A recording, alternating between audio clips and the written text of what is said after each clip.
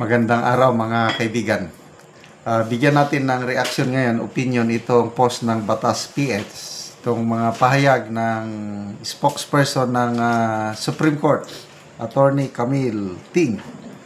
Nagsalita na siya tungkol sa kalagayan ng application ni Justice Secretary Boying Rimulya. Okay.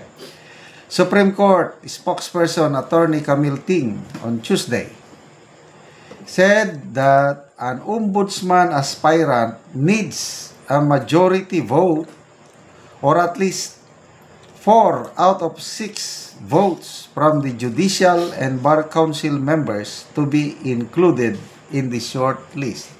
Nako, ang hirap niyan. 17 sila. Kailangan mo makakuha ng 4 votes. Mahirap. The statement was made after Ting confirmed that 2 ombudsman applicants, ito na, namely Justice Secretary Jesus Crispin Rimulya and PCSO Chairperson Felix Reyes, have yet to submit their clearances, though both were allowed to undergo GBC interviews. So, alanganin itong dalawa. So, out of 17, sa 17, yung 15, okay na. Complete clearances. Secretary Boying na lang at PCSO, baka may mga question din dyan eh. Baka napailan din ng kaso. Sabi ni Attorney Ting, they need a vote of 4 members to be included in this short list. Right now, there are 7 members. Okay. But since Justice Secretary Jesus Crispin Rimulya is a member of the GBC and an applicant, he will not be able to vote. So, it's 4 out of 6. So, yung 7 votes, naging 6 na lang dahil wala na si Secretary Rimulya. Applicant naman siya. She explained that once the shortlist is finalized, the President is constitutionally required to select the Ombudsman only from the nominees provided by the GBC. The President has to choose from the shortlist. Under the Constitution, he must choose from the shortlist submitted by the GBC. It's part of the checks and balance. Sabi ng spokesperson. Okay, when asked if there was an instance before where a president choose someone not on the shortlist, Teng said she has no idea, noting that it would be unconstitutional. So, sino-sino ngayon ang mga members ng GBC? Chairman is Chief Justice Alexander Gismondo. Yan na, no? The other members of the council are retired Supreme Court Justice Jose Catral Mendoza. Dalawa na. Attorney Nisauro Fermi, retired Court of Appeals, and then Justice Erlinda Piñera Oy and Jose Mejia. 5. Okay, meron ding members from Congress, 1 from Senate, 1 from the lower house. Kailang ang boto nilang dalawa is isa lang. So, 1/2, 1/2. So, yun, sila yung pang-6. Pang-7 sana, si Secretary Boying Rimulya. Ting revealed that in forming the shortlist for the ombudsman position, the GBC decided to tighten its screening process by requiring applicants to undergo psychological evaluation, a written exam, public surveys, and complaints. Kaya dito ngayon, palagay ko maraming mga DDS na nagpadala ng reklamo against kay Secretary Boying Rimulya. Another problem na naman kung maraming nagreklamo. Kasi siya man lang ang controversial. All others, wala naman akong namomonitor na nag-against.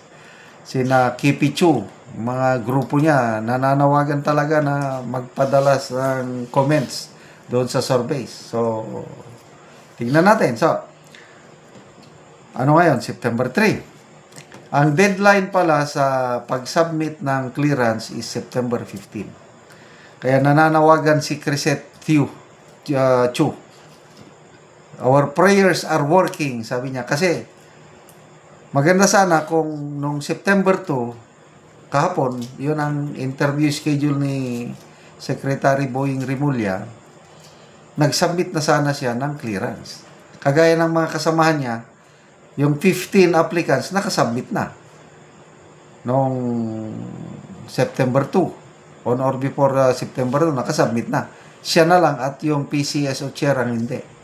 So, ituloy ang pagdarasal hanggang 15 na hindi pa siya makakuha ng clearance kasi nakakatakot yung isiniwalat ni Senator Amy.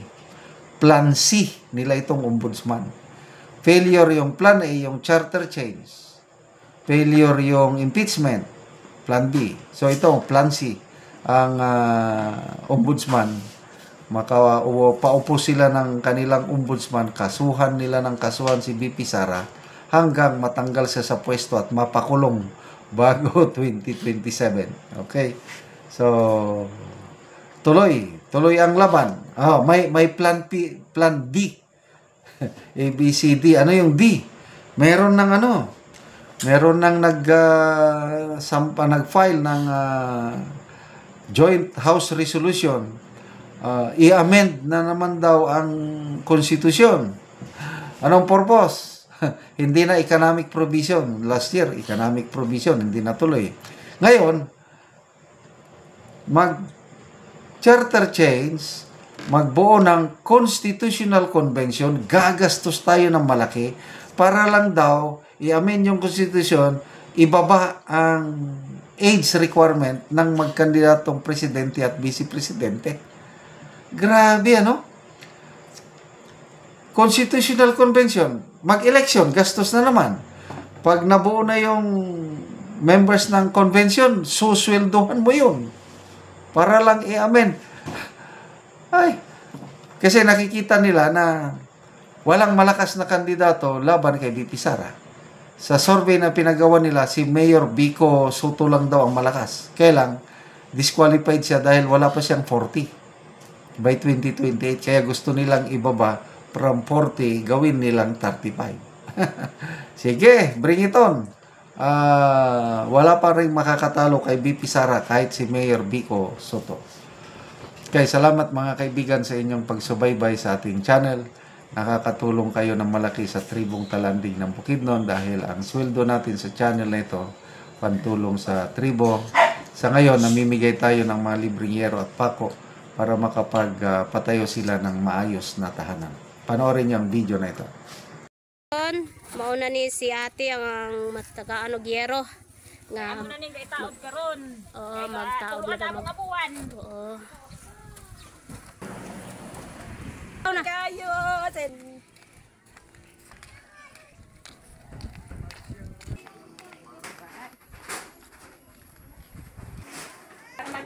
Mauna ni ang atok nila ate nga kuan na kaayo ano kay bangag sa silang atok.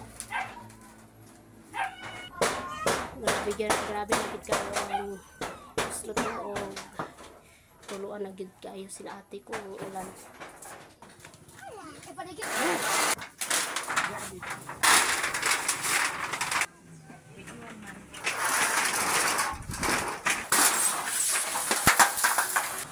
Ama na. Karon siya. So mauna gid niya ang atok nilang ate nga daw na gid kayo.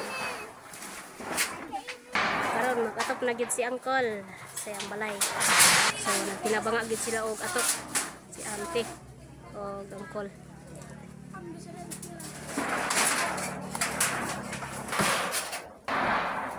Salamat. So karon humana gyud si auntie og uncle sa pag-atop sa ilang balay.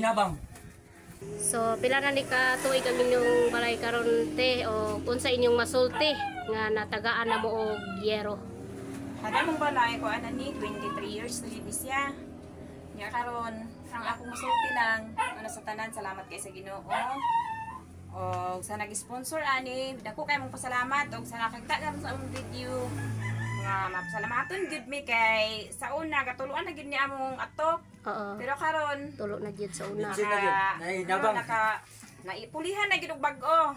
Mm-mm. Kaya na nag-sponsor, so dako gid kay among salamat, more blessing paunta nga moabot sa nag-sponsor. So